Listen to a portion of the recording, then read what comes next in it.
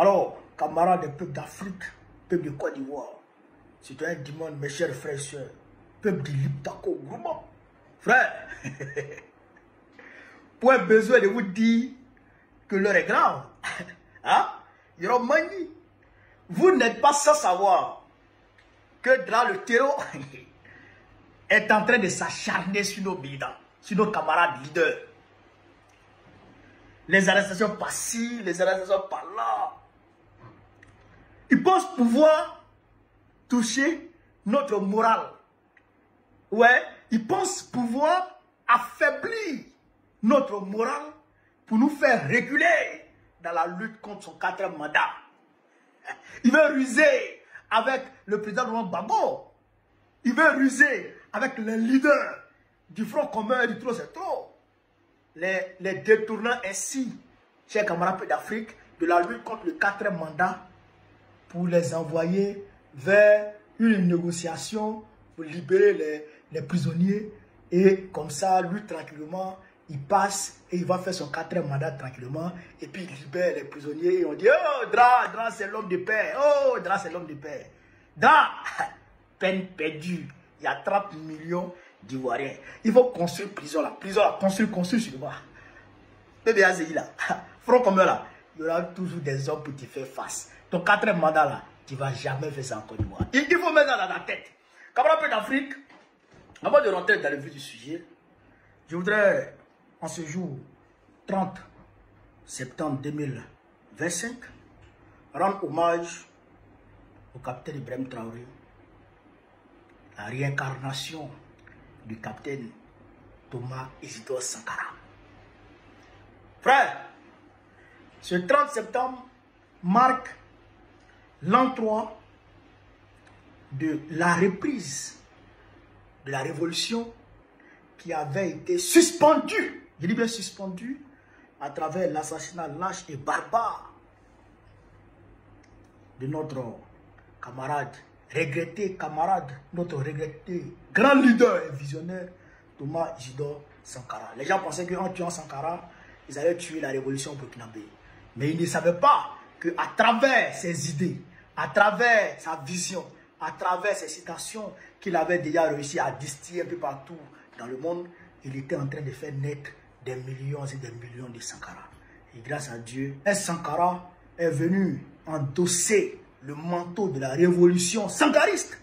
Chers camarades d'Afrique est aujourd'hui dénommé la révolution progressiste et populaire pour avancer dans les pas du guide de Sankara et emmener le peuple burkinabé et le peuple de l'AES vers le rivage de la prospérité, du bonheur, du progrès, chers camarades d'Afrique. Je voudrais rendre hommage au capitaine Ibrahim Traoré et à son équipe.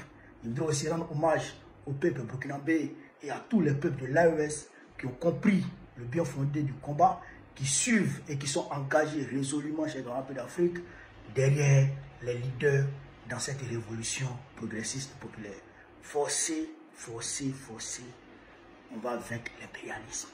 Forcez, forcez, forcez, le peuple de l'AES connaîtra la prospérité. Ça, il n'y a rien à faire. Restons concentrés, restons solidaires, restons résolument derrière nos leaders et le bonheur est au bout du tunnel. Frère, quand j'ai dit ça, je voudrais ici vous faire le point de la situation en Côte d'Ivoire. Qu'est-ce qui se passe? Avant-hier, Dra a envoyé des convocations à presque beaucoup de leaders du PPAC.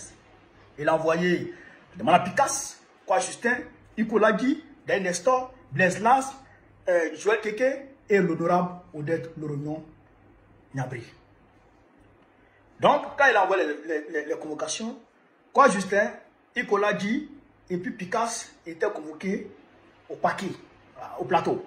Arrivé là-bas, le procureur leur a dit que lui, il a des informations sur quoi Justin, Picasse et Pico, faisant état d'une tentative de déstabilisation à travers le monde, à travers le pays. Et que si quelque chose arrivait dans le pays, dans ce sens-là, lui, il allait les faire arrêter. Donc, c'était une mise en garde. Donc, eux, ils sont rentrés à la maison. D'un instant, Blaise Las, Odette Lorognon ont été envoyés à la préfecture de police sur la route d'Abobo. Après, le colonel Joël Kéké aussi les a rejoints là-bas. Ils ont été auditionnés de 15h jusqu'au tour de 23h40 minutes. Après quoi, ils ont terminé l'audition et maintenant, ils ont dit, bon, on attend demain la décision du procureur puisque les OPJ, les officiers de police judiciaire avaient transmis leur PV au procureur. Et donc, c'est le procureur qui devait décider si, le procureur Brahman, qui devrait décider si on devrait les placer en garde à vue ou prolonger leur garde à vue ou les placer sous mandat de dépôt.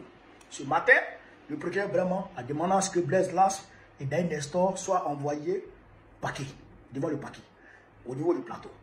Arrivé là-bas, Blaise Las et puis, comment on appelle ça, Blaise Las et puis Daï Nestor ont été placés sous mandat de dépôt. Donc, ils ont été envoyés à la MACA. Actuellement, eux, ils sont à la MACA. Quant à Odette Loronon, elle a été auditionnée d'hier 15h à 23h, comme je vous l'ai dit. Elle est restée là-bas à la préfecture. Elle a passé la nuit là-bas. Jusqu'à l'heure où je vous parle. Jusqu'à l'heure où je vous parle, il est 22h30. Elle est encore détenue en garde à vue à la préfecture. Une femme de son âge. Une femme de son âge. Près de plus de 24 heures. On la détient en garde à vue. Elle ne se lave pas. Elle ne mange pas. Elle ne prend pas ses médicaments. On la torture. Une femme. Pourquoi? Elle a parlé. Elle a insulté? Non. Elle a juste critiqué. Elle a critiqué. Donc, on l'a fait souffrir comme ça. On l'a fait souffrir comme ça. Le colonel Joël Kéké, en pleine audition hier, ils sont venus le prendre et ils l'ont envoyé à la DST. Mais les gens ne savaient pas, puisqu'ils n'ont pas dit où on devait l'envoyer ou on ne devait pas l'envoyer. Mais comme nous on a appris, moi j'ai lancé la lettre pour dire qu'il est à la DST. Vous comprenez ça? Donc, actuellement, voici la situation de nos camarades. Voici la situation de nos camarades. Mais Dra recherche deux choses. Il est en train de ruser à nous. Il veut s'acharner sur nous, hein? Prendre nos leaders, les mettre en prison. Pour que nous ayons peur de parler. Pour que les autres leaders aient peur de parler. C'est une forme de terrorisme. C'est une forme de terrorisme. Il faut terroriser les leaders du PPACI. C'est la première chose qu'ils cherchent. Deuxième chose, emmener le PPACI et le Front commun à abandonner le combat contre son quatrième mandat pour aller demander la libération des leaders là, pour que ensuite ils puissent amener nos leaders, notre leader, je dirais, du PPACI et du Front commun à se compromettre, c'est-à-dire à accepter le deal de faire libérer les prisonniers en échange de laisser le 13e mandat couler. Vous avez compris? Mais le président Gbagbo avait déjà prédit ça. Il avait déjà vu de le jeu de Draman. Il a lui-même dit le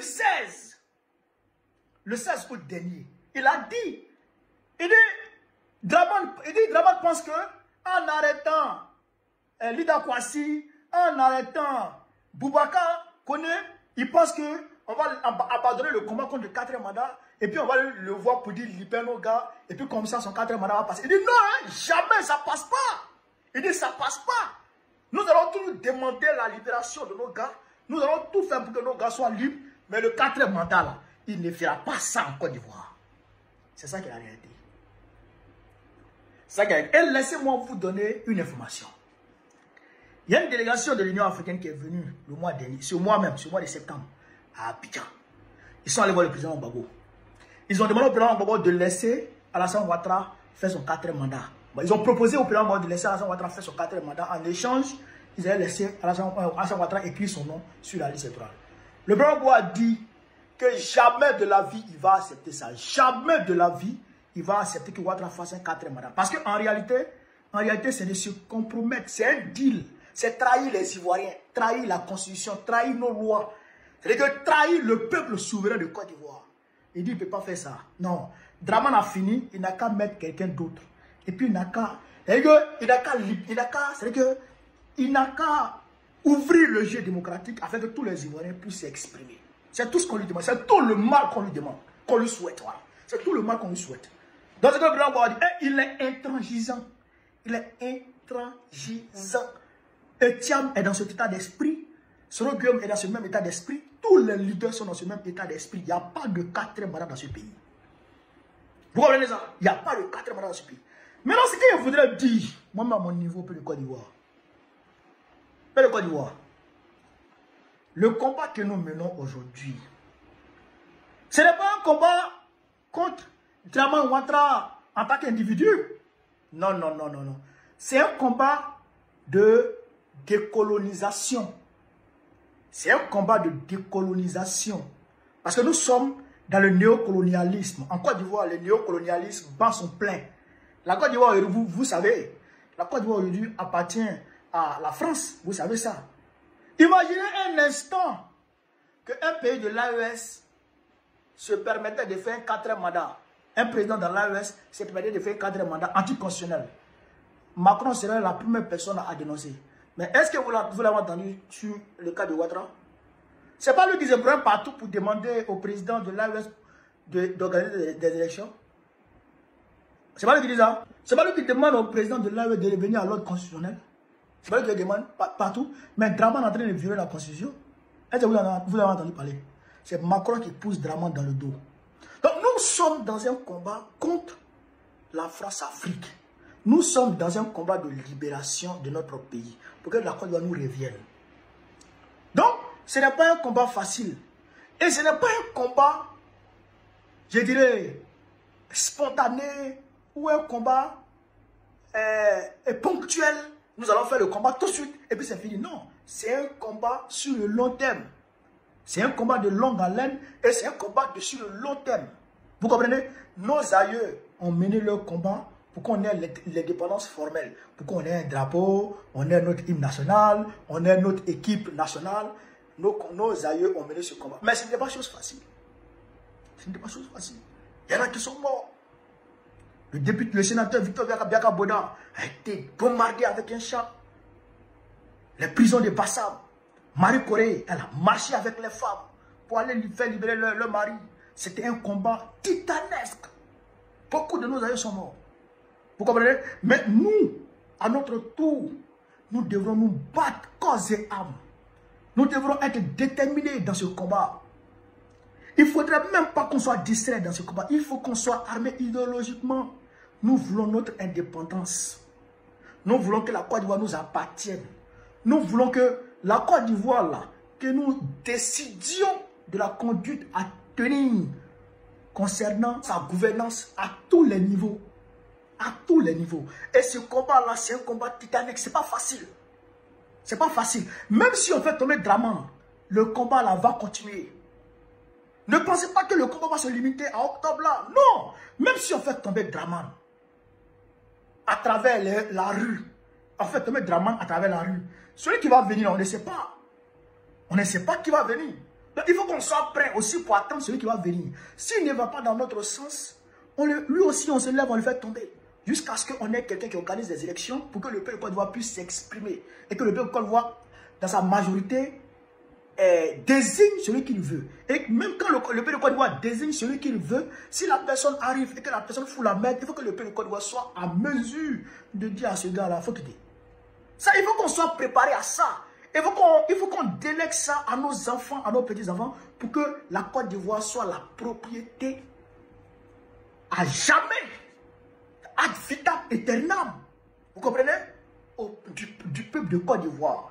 Il faut que la Côte d'Ivoire soit la propriété du peuple de Côte d'Ivoire ad vitam aeternam.